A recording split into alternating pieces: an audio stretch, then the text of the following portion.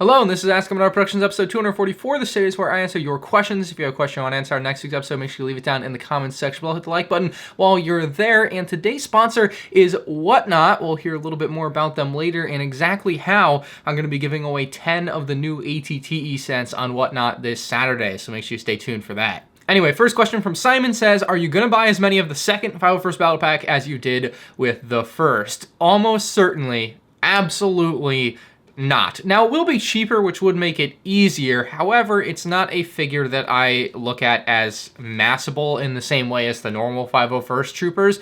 We're dealing with specialist type of troopers for a clone army here. I'm looking at absolute max 50. For reference, I bought 300 or so of the current 501st Battle Pack. So with kind of a specialist trooper, the most I could see myself is getting 50. Another reference point, I guess, is with the Sith Trooper Battle Pack. I think I got about 50 of those from various different sources. So I'm thinking about the same here with the new 501st Battle Pack. I just can't imagine going over that. And I think most people in general will buy much less of this one than they did of the older one, even though it's cheaper because it just has less massable minifigures. I've kind of been in this reckless, endless expansion of my clone army recently, and to a degree, at some point, I'm actually going to downsize. So for example, with 332nd Troopers, apparently in universe, there's only 144 332nd Troopers, and I have 180. So at some point, it just makes sense. Like, I want to like cap myself at a point for certain troopers within my clone army for my clone army videos. So the 332nd Legion will see a downsize. And then as far as the 501st, like, there's probably like 10,000 of them or something. I'm not doing that. That's ridiculous. So I probably want to just have 501 501st troopers. So I would sell whatever it is to downsize to 501. That's something I'm looking at doing in the future when I can figure out exactly what I have.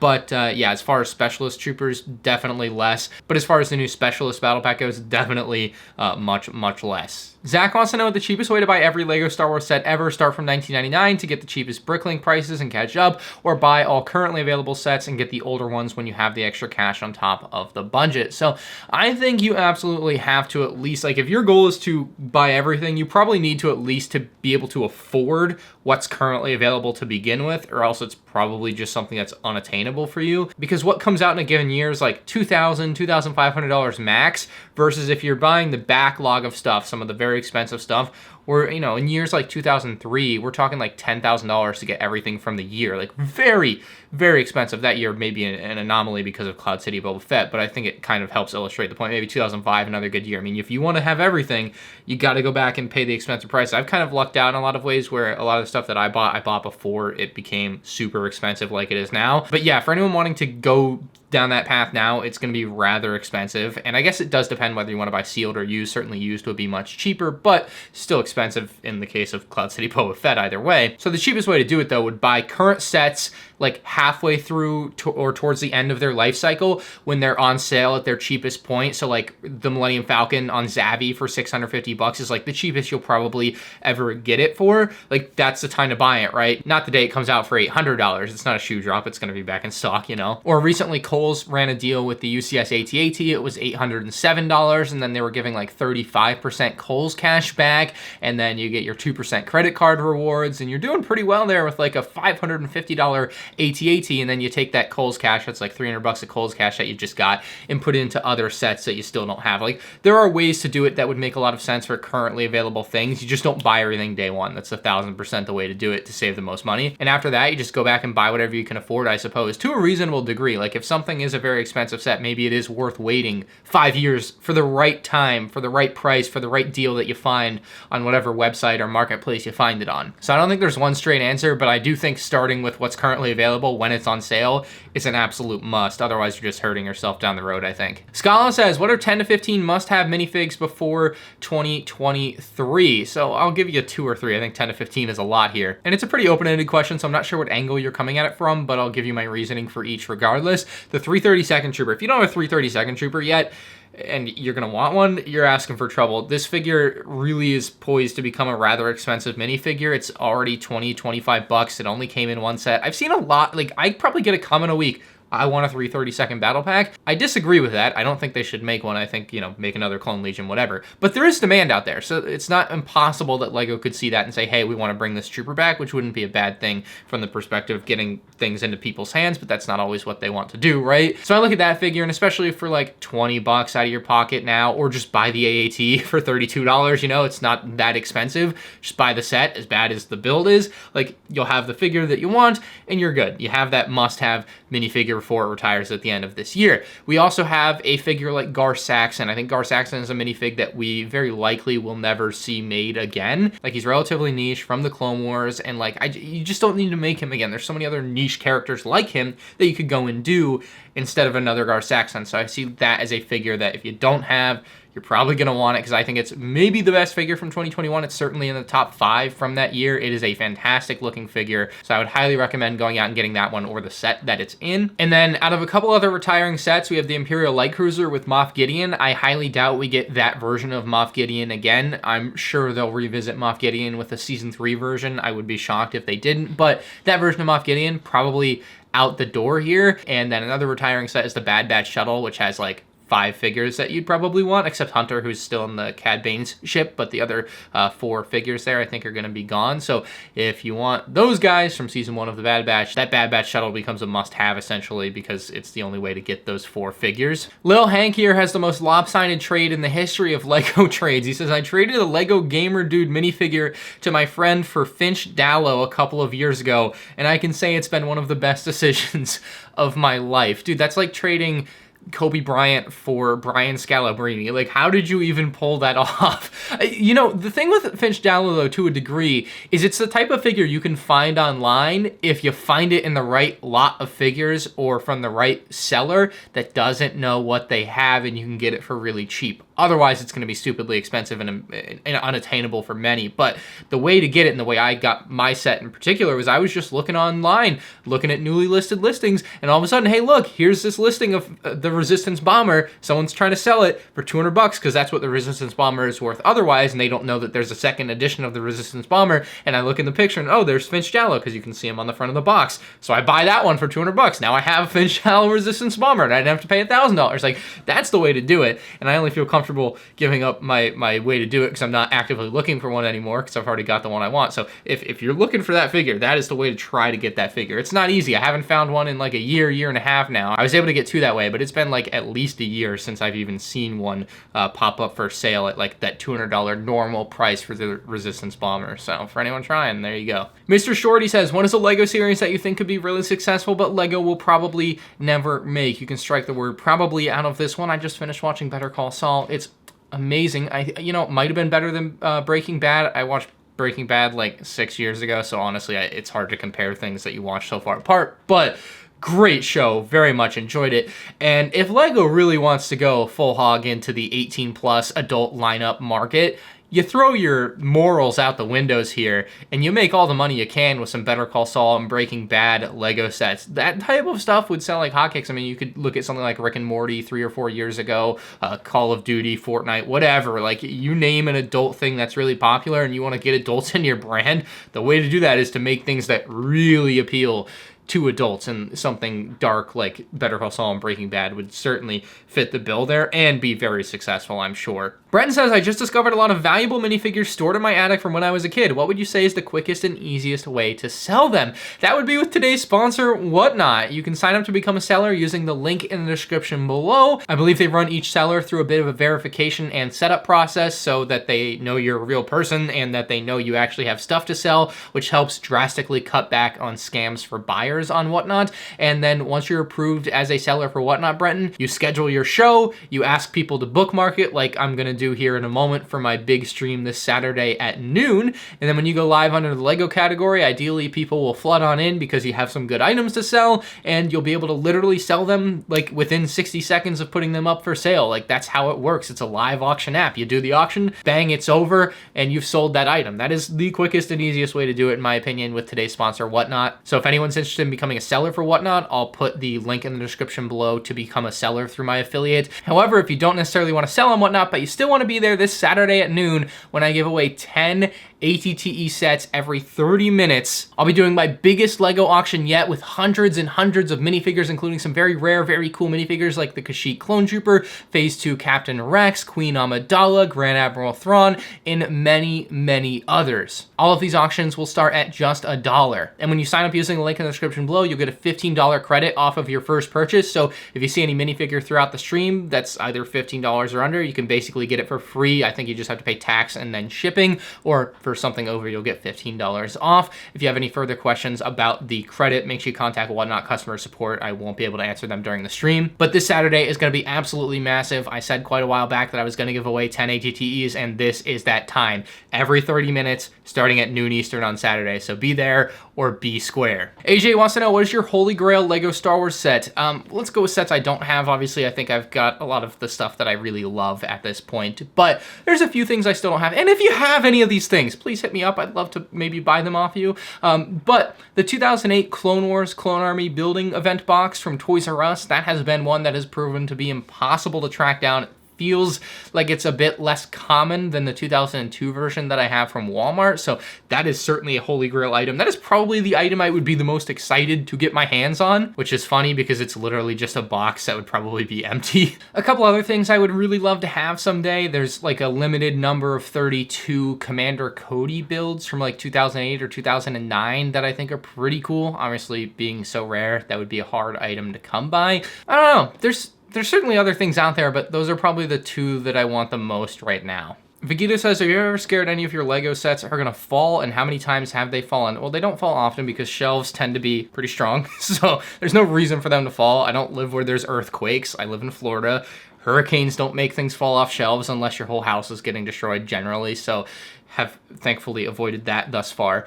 However, am I ever, like, to answer the original question, am I scared?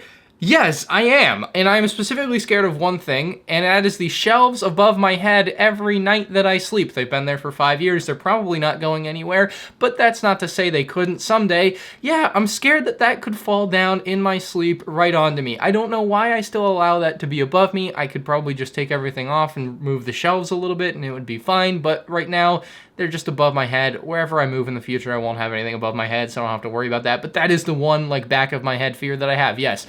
Those shelves up there scare me. Fritz with the most upvoted question from last week, and make sure you guys upvote other people's questions if you want to see them answered in the comments below. But he wants to know what LEGO themes I regret collecting. And a couple weeks ago, I talked about the LEGO Movie 2, but I think there's one LEGO theme that I regret more, and that is Monkey Kid. And it's because I cared too much. I got absolutely hosed with Monkey Kid, and I wish I hadn't even bothered. It was that time that Pro LEGO Channel, Just Too Good, and I got into my car at like 3 a.m., drove from Florida to Atlanta, that's like a 7-hour drive, and back all in one go. So that's 14 hours of driving, really more because we made some stops and went to Atlanta Brick Co. on the way back. But think of that level of dedication, right? You don't just pick up LEGO fans off the street, and for that matter, I've yet to see anyone else in LEGO's ambassador program drive a 24-hour round trip to pick up some LEGO sets early. You know, that level of dedication and love for a company is hard to come by.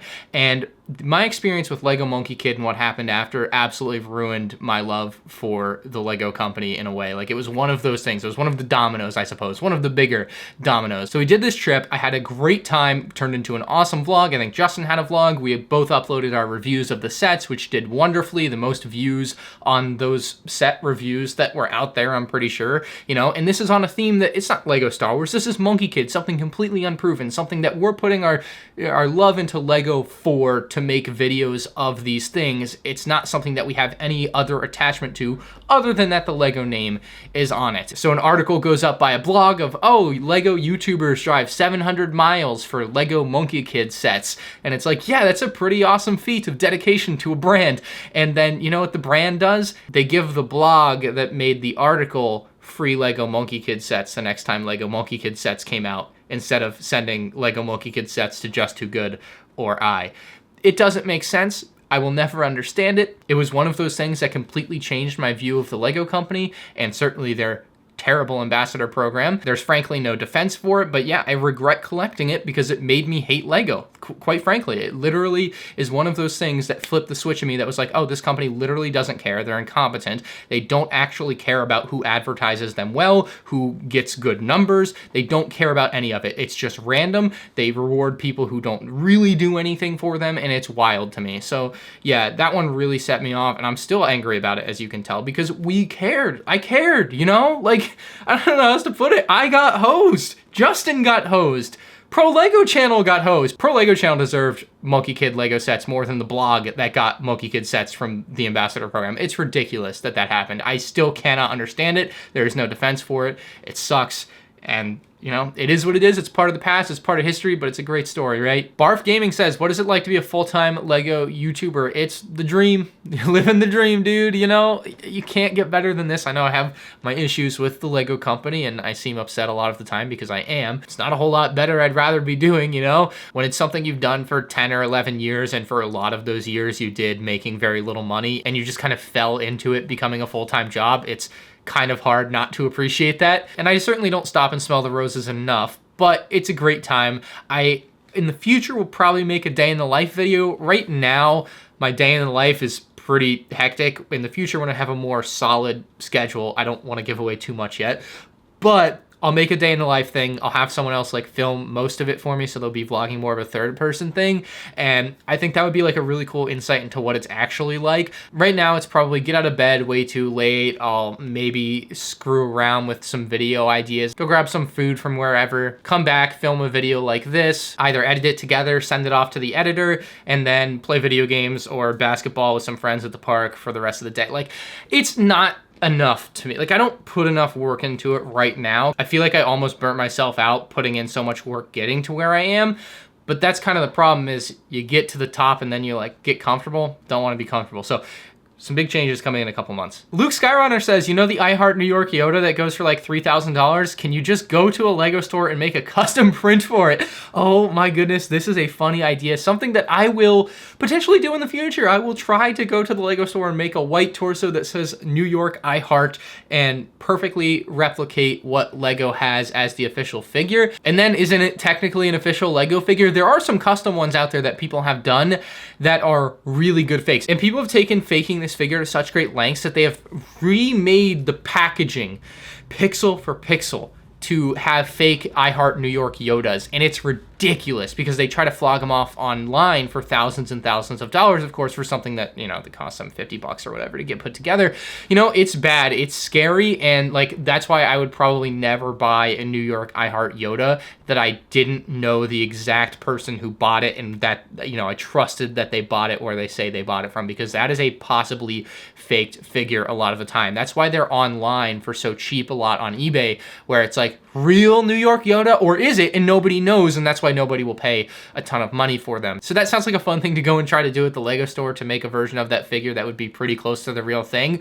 But as far as like, if you're gonna buy one or seriously consider buying one, you got to do a lot of research before you spend that money, because they are very, very easily faked out there because of how simple that print is. Ty the Movie Guy says, what's the most forgettable Lego Star Wars set? The type of set you'll see online and you can't remember if it's a mock or Lego actually made it before. This is always a hard question for me to answer whenever I see it, because I'm obviously so ingrained in Lego Star Wars that I couldn't possibly forget a Lego set. So, you know, I would look at anything and be like, yeah, Lego made that. Yeah, Lego made that. No, they didn't make that. Like, I would just know, you know, it's hard for me to look at that. I don't have the same casual perspective maybe some other people do, but if I had to guess, the sets that most people would look at and be like, did they actually make that, would be sets like the Freemaker Adventure sets or the Yoda Chronicles sets, because they aren't even actually from any Star Wars property that's real. It's just all Lego made up crap. And the sets, frankly, look like crap in a lot of cases. One of the most hated sets of the mid-2010s was the Skyhopper. What was that set called? Starhopper? Even I forget the name of it. It's the Star Scavenger. Yeah, everybody hated this one. And it was $50. It actually probably wasn't even overpriced. It was just something that nobody gave a rat's buttocks about. Like, awful set from that perspective. But I would say a lot of these Lego made-up sets are the most forgettable things, because there's zero connection to anything for anybody unless you watch the Lego show, which I didn't bother with. Now, if I had to pick kind of a random movie set that most people either forgot about or don't don't know about, I would probably go with the pod racing bucket. Did you even know LEGO Star Wars made a set that came in a bucket? Like, it's kind of crazy. I have one sitting in my storage unit. Can't wait to open it one day. But literally a bucket with pod racers. And there was rumored to be another bucket set, but we'll never know what it was, unfortunately. It could have been, you know, a TIE fighter bucket. Who the heck knows? But a pod racer bucket did exist at one point in time, and it's a very interesting set. Maybe the Mindstorm sets, too. You gotta kind of think the outside of the box things, because anything that's normal, I feel like, you know, most people would have seen it on shelves, or at least saw it in, like, a wish list book as a kid. But then you get to these weirder fringe sets, and that's where it's like, oh yeah, that existed? Seabrick says, thoughts on the Eiffel Tower leaked photo? Yeah, the box looks insane. 10,001 pieces. I think it's $680. Very expensive set. Let me know in the comments section below if I should buy it, and if I do buy it, more importantly, what should I do with it, because it's huge. I'm probably going to buy it now that I think about it. Anyway, I saw another picture of the set built, and that impressed me. That thing is massive, like huge LEGO Eiffel Tower set. So I'm kind of inclined to go out and pick it up. I think I saw someone say it's 5 feet tall, might be 4.5. I can't really tell, but it looks massive. So yeah, it's pretty cool. I mean, I don't know what else to say about it other than it's amazing looking, and I can't imagine many people are going to buy it. It's not something a ton of people are going to have space for. It's just too big. They've reached that point. They've reached the point. It's too big. I've been saying, what happens when all these people that keep collecting Lego run out of space? Because it's gonna happen, and I think it's happening, and this is part of that problem here. So it looks like an awesome set. It's something I'll probably pick up, but yeah, it's, oh boy, it's a hottie. Oh, well, I guess that's all the questions. If you guys enjoyed, hit the like button. If you have a question for next week, leave in the comments section below. And do not miss this Saturday at noon Eastern, my Whatnot stream. Again, the link in the description below to sign up. Get $15 off your first purchase, so you could get some really cheap Lego figures on the stream, but you could also win one of 10 free ATTEs. Yes, hopefully we'll get some great winners out there. Can't wait to make some people very happy this Saturday. I'll see you then. Peace.